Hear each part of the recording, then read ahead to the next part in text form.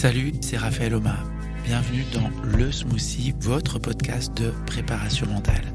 Je vous donne rendez-vous chaque mercredi pour partager ensemble un smoothie et voir quels sont les ingrédients nous permettant d'améliorer notre bien-être et nos performances. Belle écoute.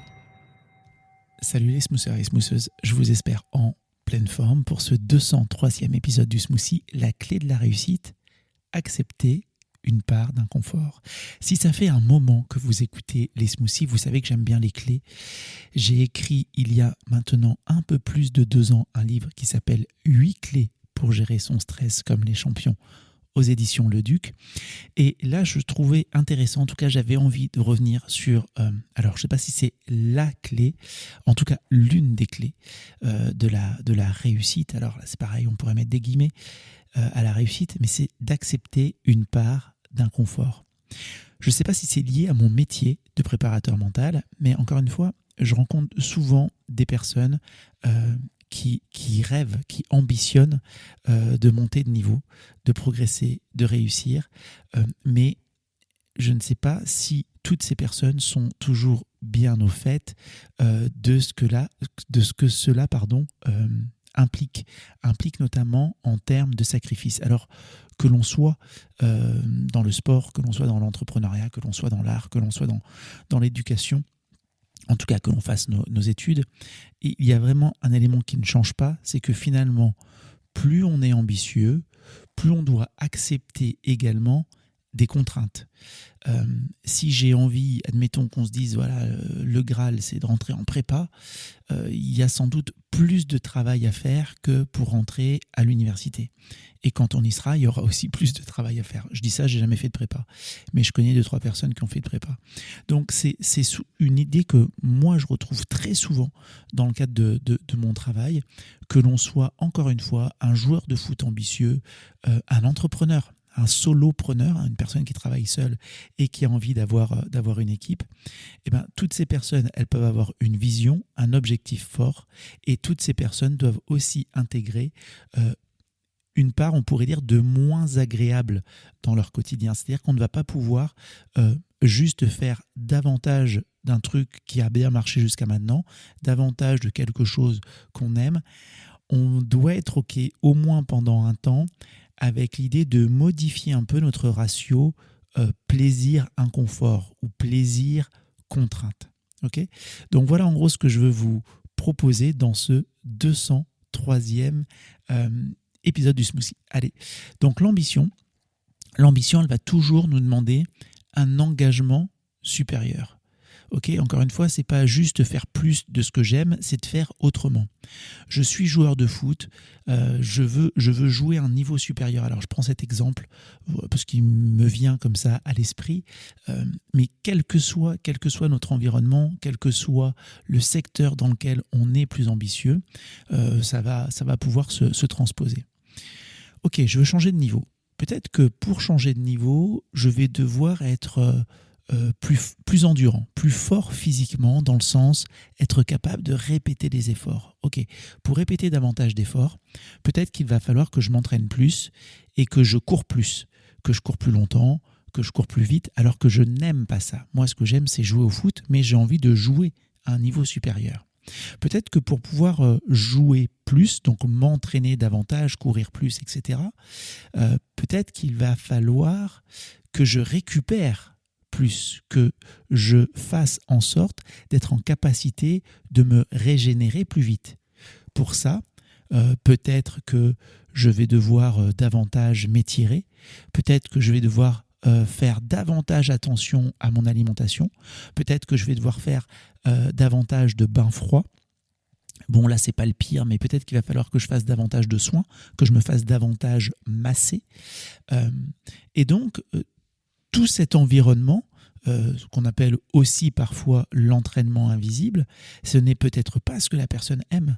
Ça oblige aussi à différer notre plaisir immédiat et à accepter d'être davantage dans l'inconfort, à accepter davantage de contraintes pour être encore plus compétitif. On a exactement selon moi, la même mécanique au niveau de l'entrepreneuriat.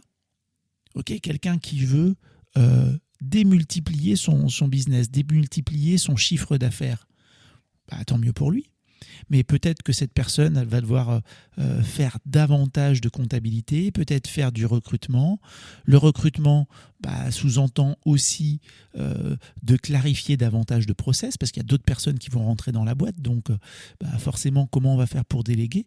Ça demande aussi une plus grande gestion administrative, peut-être faire plus de prospection, alors que lui, l'entrepreneur, il veut juste créer, il veut juste délivrer son produit, son offre, et pas forcément prospecter. Donc, encore une fois, si cette personne veut croître, elle va devoir gérer des aspects qui ne sont peut-être pas les aspects qu'elle aime ou qu'elle aimait initialement dans son activité, les aspects pour lesquels elle a voulu faire cette activité.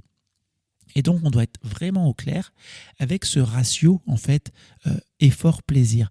Je vous avais partagé dans un smoothie il y a vraiment très longtemps une notion très proche, c'est fixe le prix, paye le prix.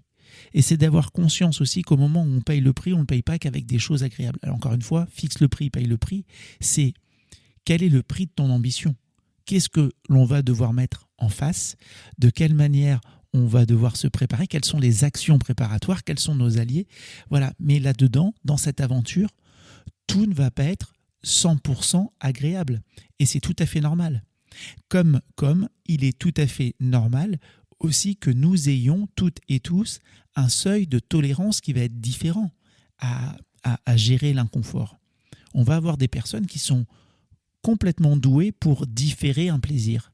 Et se dire, ok, là je suis prêt ou prête à me mettre plus de contraintes, que ce soit dans la vie sportive, professionnelle, scolaire, on l'évoquait aussi, ou perso, parce que je suis certain ou certaine que cela va m'apporter davantage de bénéfices. Et donc je pense qu'on doit se demander quel est le pourcentage, entre guillemets, de tâches désagréables que je suis prêt à accepter pour atteindre mon objectif, pour atteindre mon rêve.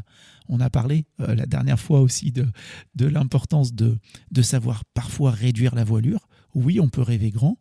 Qu'est-ce qu'on met en place maintenant pour avancer dans cette direction ?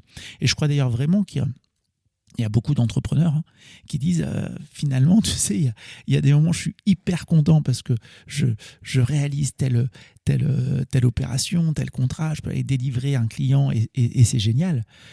Mais pour cette demi-journée où j'ai été hyper content, j'ai eu 5 journées complètes où c'était compliqué, où c'était galère. Donc voilà, je pense vraiment qu'il faut être clair avec ça. Il faut aussi savoir s'écouter. Je reviens sur cette notion de direction. Est-ce que la direction est la bonne ? Je reviens sur cette notion de voilure. Finalement, des thèmes qu'on voit depuis là, qu'on a dépassé le 200e, en tout cas que vous pouvez retrouver sur le 202e, 201e épisode. Et donc, se dire qu'à un moment, si on ne ressent plus du tout d'enthousiasme, peut-être encore une fois qu'il faut réajuster certaines choses. Peut-être qu'il faut réduire la voilure ou peut-être qu'il faut carrément changer de direction. Donc, d'une manière générale, engageons-nous dans nos objectifs en conscience, en ayant conscience qu'il y aura des contraintes, en n'idéalisant pas la réussite. Encore une fois, c'est compliqué parce qu'on ne voit que bien souvent la partie émergée de l'iceberg. Donc il y a beaucoup de personnes qui veulent réussir, mais finalement, est-ce qu'on est prêt et prête à endurer parfois ce chemin ? Alors ce chemin, c'est pour ça qu'il peut être intéressant d'apprendre à l'aimer et d'accepter cette réalité de oui, je veux aller là-haut et pour aller là-haut, je suis prêt à endurer ces contraintes. Voilà.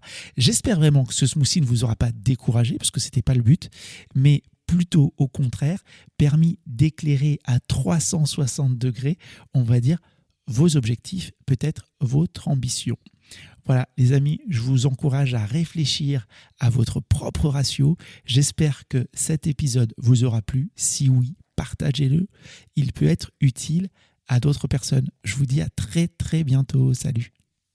Merci d'avoir écouté cet épisode jusqu'au bout. Ce smoothie vous a plu, alors partagez-le avec des proches ou mettez-nous la note de 5 étoiles sur votre plateforme d'écoute. Et si vous le souhaitez, poursuivons la dégustation de smoothie ou échangeons sur les réseaux. Je serai ravi d'avoir vos retours et vos questions.